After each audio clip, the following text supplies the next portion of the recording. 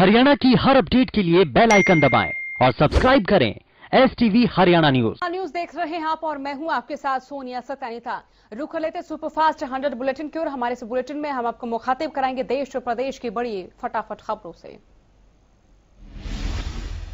भारत में कोरोना का कहर लगातार जारी है और अब हर दिन मौतों का आंकड़ा तेजी से बढ़ रहा है।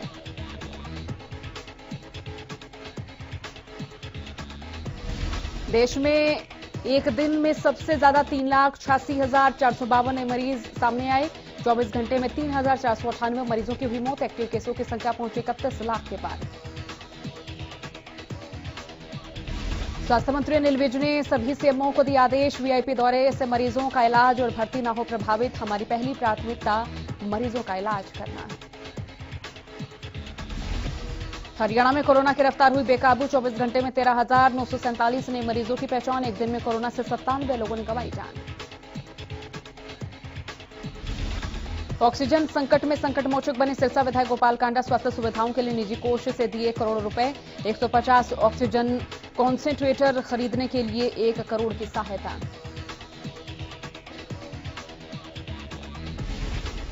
प्रदेश में कोरोना के बढ़ते प्रकोप को देखते हुए सीएम मनोहर लाल लगातार एक्शन में हैं। गुरुवार को देर रात मुख्यमंत्री मनोहर लाल ने प्रदेश में ऑक्सीजन सप्लाई को लेकर बैठक की।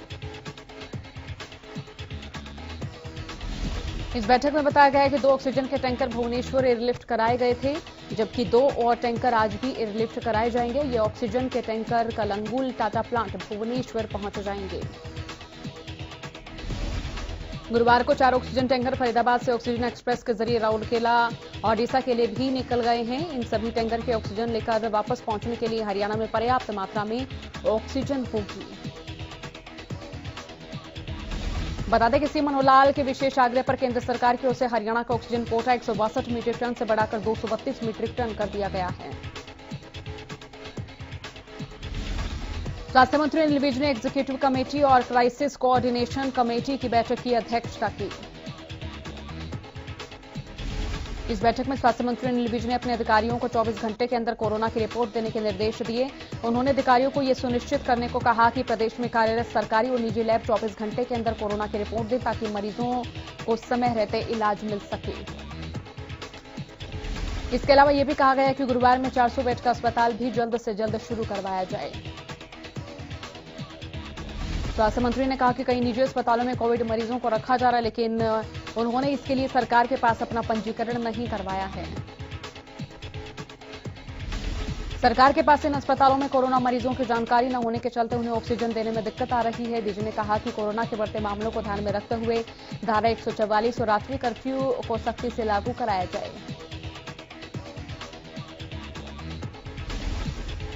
जींद में सीएम दौरे के दौरान कोरोना मरीजों को ही दिक्कत के बाद हरियाणा के स्वास्थ्य मंत्री अनिल विज ने चिकित्सकों को सख्त हिदायत दे डाली। अनिल विज ने कहा कि किसी भी तरह के वीआईपी मूवमेंट के दौरान यह सुनिश्चित किया जाए कि कोरोना मरीजों को किसी तरह की दिक्कत न हो।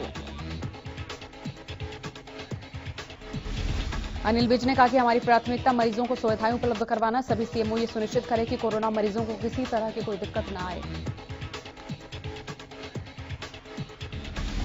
अंबाला में तेजी के साथ पैर पसार रहा कोरोना बेकाबू होता नजर आ रहा। कोरोना ने अंबाला में अब ऐसी रफ्तार पकड़ी है कि बाल सुधार गृह में भी 31 बाल बंदी कोरोना के चपेट में आ गए हैं।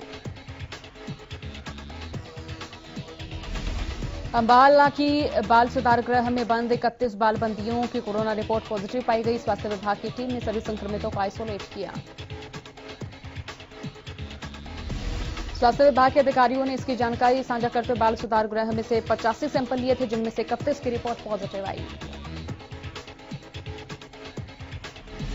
आंदोलन कर रहे किसानों को कोरोना वैक्सीन देने की पहल में झज्जर स्वास्थ्य विभाग को बड़ी कामयाबी मिली। बता दें कि विभाग की ओर से ढासा बॉर्डर पर किसानों को वैक्सीन की डोज दी गई। वहीं बादली स्वास्थ्य विभाग की टीम ने किसानों को मास्क पहनने के लिए भी प्रेरित किया। भारतीय किसान यूनियन दिल्ली के प्रदेश अध्यक्ष वीरेंद्र डागर सहित काफी आंदोलनरत किसानों ने कोविड वैक्सीन लगवाकर कहा कि ये कोविड-19 वैक्सीनेशन बेहद जरूरी है, इससे इम्यूनिटी बढ़ती है। पलवल में स्वास्थ्य विभाग के आंकड़ों के अनुसार पिछले 24 घंटे में 114 नए कोरोना संक्रमित मरीज पाए गए और वहीं 5 कोरोना संक्रमितों की मौत भी हो चुकी है।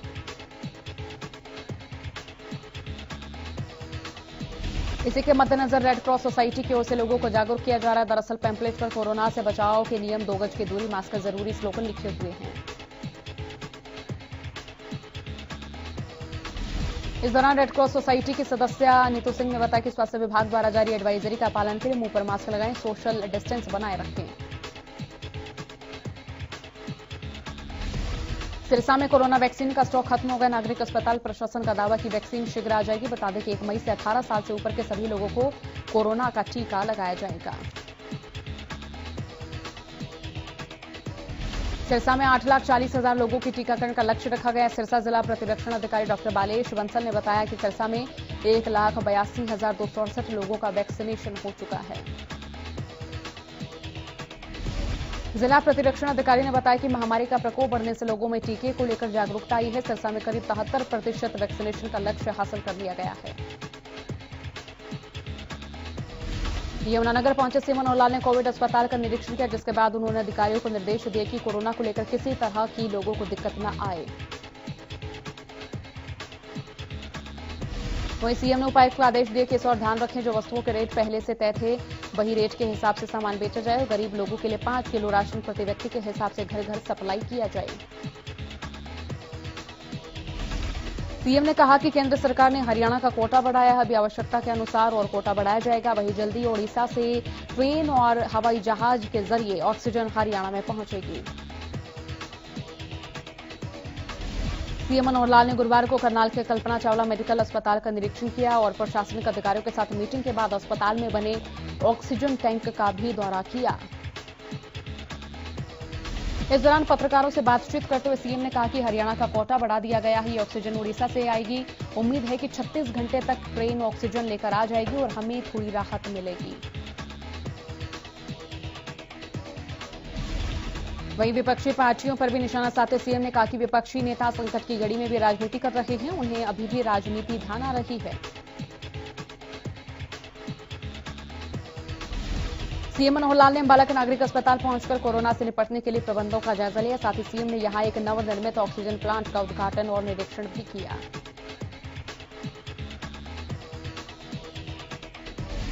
सीएम ने बताया कि कोरोना वैक्सीन की कोई कमी नहीं, अस्पताल में पर्याप्त बेड हैं। इस मौके पर कहा कि सामान्य और छोटे अस्पताल बिना अनुमति कोरोना मरीजों को एडमिट करके उनका इलाज करने लगे हैं।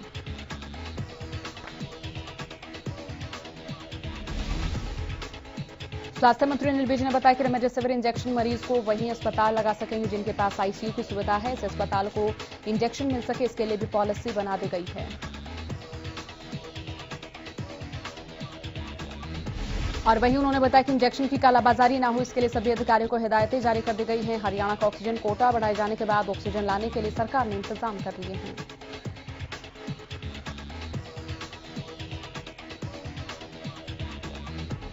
इसके लिए 2 टैंकर चंडीगढ़ से एयरलिफ्ट करके और अन्य 5 टैंकर ट्रेन के जरिए फरीदाबाद से उड़ीसा भेजे जाएंगे ताकि ये ऑक्सीजन जल्द से जल्द हरियाणा पहुंच सके और लोगों को इसका फायदा मिल सके। सरकार और प्रशासन फरीदाबाद में ऑक्सीजन की कमी नहीं होने की बात कर रहा, लेकिन इसी बीच हरियाणा न्यूज की टीम फरीदाबाद 3 नंबर ईएसआई अस्पताल पहुंची। इस दौरान वहां के सिक्योरिटी गार्ड ने पहले तो हमारे संवाददाता को रिपोर्टिंग करने से रोका और फिर कैमरामैन से कैमरा बंद कराने की कोशिश भी की।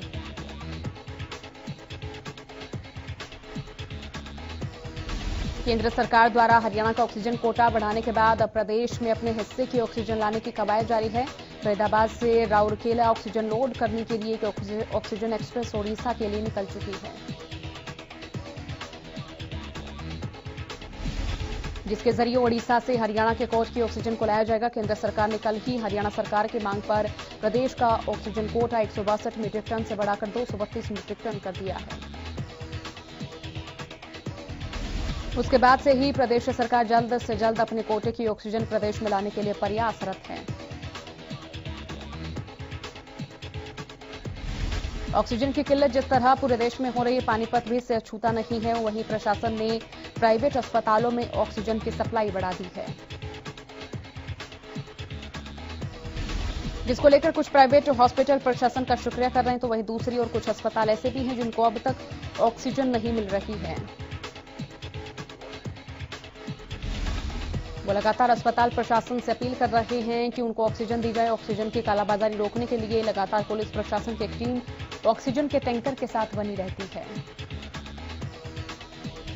सिरसा के अस्पतालों में अब ऑक्सीजन की कमी देखने को मिल रही है। दरअसल सिरसा के corona care centre Bishnoi nursing home में एक मरीज को उपचार के लिए भर्ती किया गया था, लेकिन ऑक्सीजन की कमी के चलते उस मरीज को डॉक्टरों ने दूसरी जगह ले जाने को कहा। इस पर परिजन सहमत हो गए और वो किसी दूसरे अस्पताल के लिए चली गई। डॉक्टर रितेश ने कहा कि हमारे अस्पताल में 20 मरीजों का उपचार किया जा रहा है। दरअसल कोविड के केस लगातार बढ़ रहे हैं, ऐसे में ऑक्सीजन की कमी भी हो रही है। इधर कैथल के नागरिक अस्पताल में एक बुजुर्ग महिला की कोरोना से मौत होगी। मृतका के परिजनों ने अस्पताल पर आरोप लगाया कि ठीक से इलाज नहीं होने के चलते महिला की मौत हुई है। परिजनों ने महिला को खांसी और सांस लेने की दिक्कत होने पर नागरिक अस्पताल में भर्ती कराया था। महिला का कोरोना टेस्ट कराने पर वो पॉजिटिव पाई गई थी।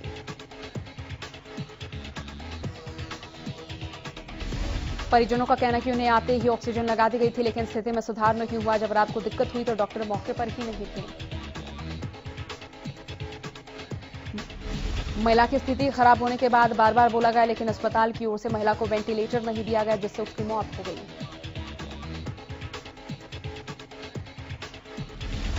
पुलिस ने कोरोना संक्रमित मरीजों के साथ ही किसी भी जरूरतमंद व्यक्ति को आपातकाल मेडिकल आवश्यकता उपलब्ध करवाने के लिए अभियान शुरू किया।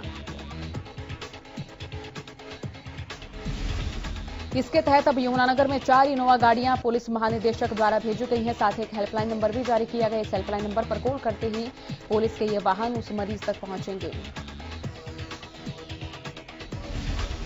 जिले के नजदीकी अस्पताल तक पहुंचने में सहायता करेंगे। पुलिस की गाड़ियां चलाने वालों के लिए पीपी किट की सुविधा भी की गई है।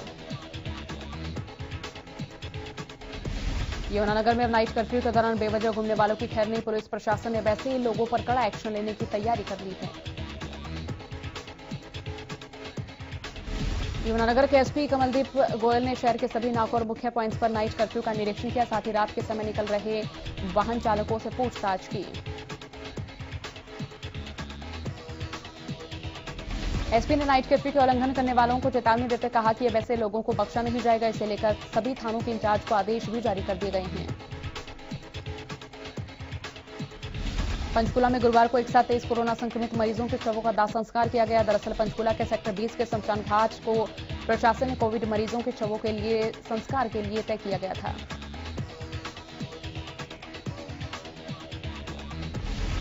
लेकिन सेक्टर 20 का शमशान घाट फुल होने के बाद बाकी के शवों को सेक्टर 28 के शमशान घाट में लाया गया, जिसका उनका दाह संस्कार किया गया।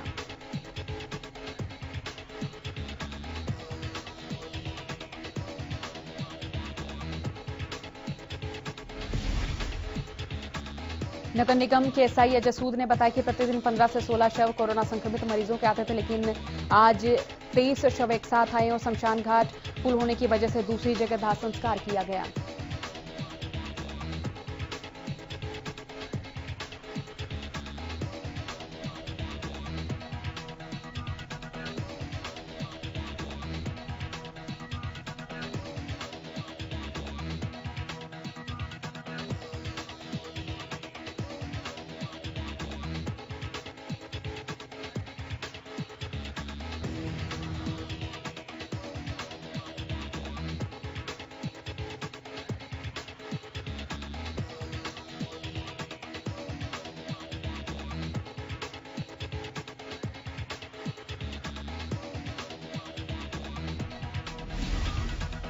गोहाना के नागरिक अस्पताल में एक व्यक्ति कोरोना से संक्रमित पत्नी को लेकर 2 घंटे तक एम्बुलेंस का इंतजार करता रहा, लेकिन अस्पताल में 2 घंटे तक भी एम्बुलेंस नहीं पहुंची, जिससे महिला ने वही दम तोड़ दिया।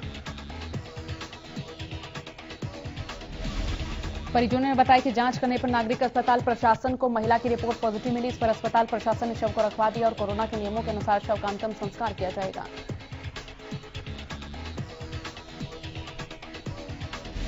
एसएमओ डॉक्टर करमवीर सिंह ने बताया कि महिला के परिजनों ने कंट्रोल रूम में एम्बुलेंस के लिए फोन किया था। वहां से एम्बुलेंस न आने के कारण वही पता लगेगा और अस्पताल में महिला आखिरी समय में आई थी, जिससे उनकी मौत हो गई। सोना के हॉस्पिटल को 25 बेड का कोविड सेंटर बनाया गया, लेकिन ऑक्सीजन लगाने वाले टेक्निकल स्टाफ और डॉक्टर्स की कमी के चलते अस्पताल की ओपीडी को बंद कर दिया गया।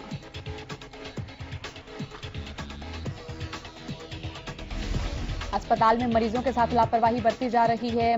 मरीजों के परिजनों का यह भी आरोप है कि यहां का स्टाफ किसी की भी नहीं सुनता।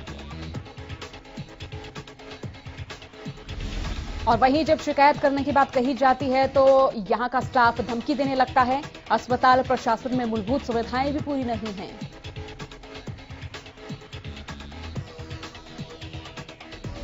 रेवाड़ी जिले में लगातार कोरोना संक्रमण पांव पसार रहा, बावजूद इसके लोग लापरवाही से बाज नहीं आ रहे हैं। नागरिक अस्पताल में सामाजिक दूरी की जमकर धज्जियां उड़ाई गई। टीकाकरण कराने आए लोगों ने जमकर नियमों की अनदेखी की। अस्पताल में लोगों की भारी भीड़ को संभालने के लिए प्रशासन की ओर से व्यवस्था नहीं की गई थी, जिसकी वजह से यहां लोग नियमों की अनदेखी करते देखे गए।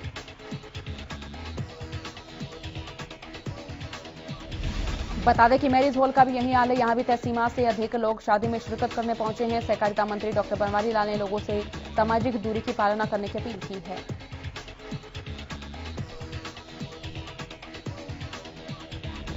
एनआईटी फरीदाबाद के नंगला गुजरान ने ग्रामीणों ने अपने गांवों के डिपो होल्डर पर पूरा राशन नहीं बांटने का आरोप लगाया है।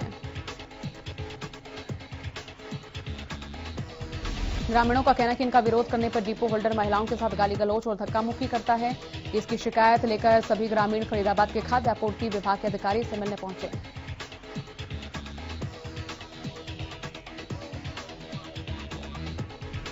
लोगों ने आरोपी डिपो होल्डर सत्येंद्र भड़ाना के खिलाफ सख्त से सख्त कार्रवाई की मांग की है।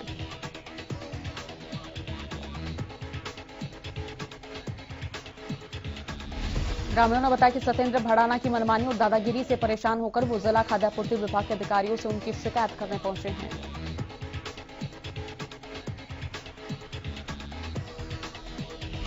घूला चीका में वार्ड नंबर 9 के लोगों ने पानी की किल्लत को लेकर प्रशासन के खिलाफ जमकर नारेबाजी और प्रदर्शन किया। लोगों से कहा कि पिछले 6 महीने से उन्हें पानी की समस्या आ रही और अभी तक प्रशासन की ओर से समस्या का समाधान नहीं किया गया। लोगों ने बताया कि कई बार इसकी शिकायत भी दी है।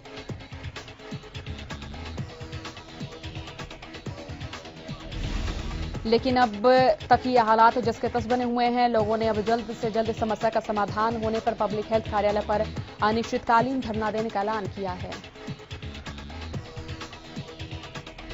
रतिया पुलिस भी इन दिनों अलर्ट मोड में नजर आ रही है। 6 बजे के बाद दुकानें बंद करवाने के लिए पुलिस प्रशासन प्रयासरत है।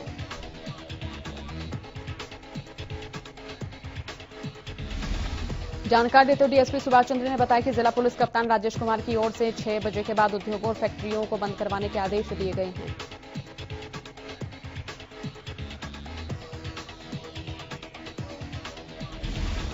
नांगल चौधरी पुलिस ने गुप्त सूचना के आधार पर एक गोदाम में छापेमारी की, जहां पुलिस ने गुटखा और तंबाकू का भंडार सील किया।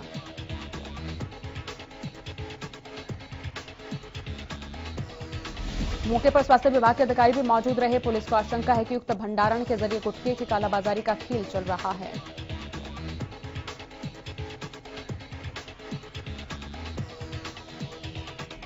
पुलिस के अनुसार गोदाम को सील किया जा रहा है। उच्च अधिकारियों के आने के बाद आगामी कार्रवाई की जाएगी।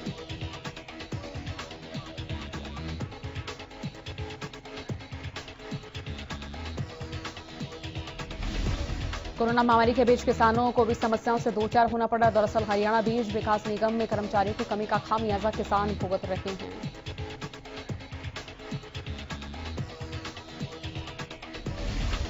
बता दें, जिले भर के किसानों को सिरसा में ढेंचा का बीज उपलब्ध करवाया जा रहा है, लेकिन इनमें केवल एक कर्मचारी होने के चलते किसानों को कई घंटों तक गर्मी में खड़ा होना पड़ रहा है।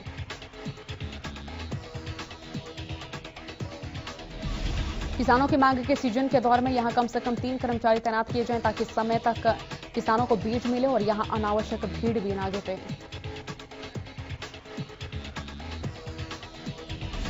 कोरोना संकट के बीच अब जिले की अलग अलग जगहों पर किसानों द्वारा फसलों के अवशेषों को आग लगाने से परेशानी खड़ी हो रही है। कोरोना के संकट में अवशेष जलने से सांस के रोगियों को और ज्यादा परेशानी झेलनी पड़ेगी।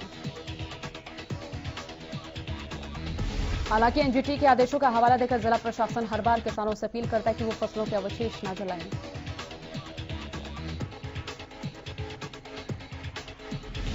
इतना ही नहीं, बाकायदा कई किसानों को जुर्माना भी इस सिलसिले में लगाया जा चुका। बावजूद इसके किसान फसलों के अवशेष को आग लगाने से बाज ही नहीं आ रहे हैं। गोहाना के रहने वाले एक व्यक्ति पर विदेश में सेटल करने के नाम पर लाखों रुपए ठगने का आरोप है, जिसकी शिकायत लेकर गोहाना, पंजाब, खरखोदा सहित कई स्थानों से लोग एसपी कार्यालय पहुंचे।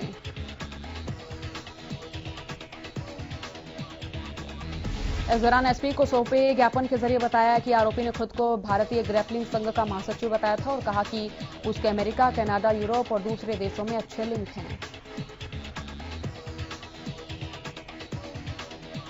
वहीं पीड़ितों ने बताया कि आरोपी की बातों में आकर उन्होंने भी विदेश में जाने की इच्छा व्यक्त की, जिसके बाद आरोपी ने उनसे लाखों रुपए लूट लिए।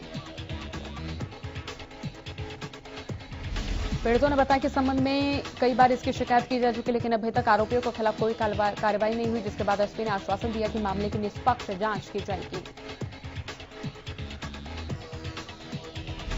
कनीना में दिन दहाड़े सामान्य उपनागरिक अस्पताल के सामने एक युवक को गोली मारकर गंभीर रूप से घायल कर दिया। घायल की पहचान कनीना के ही रहने वाले प्रहलाद के रूप में हुई है।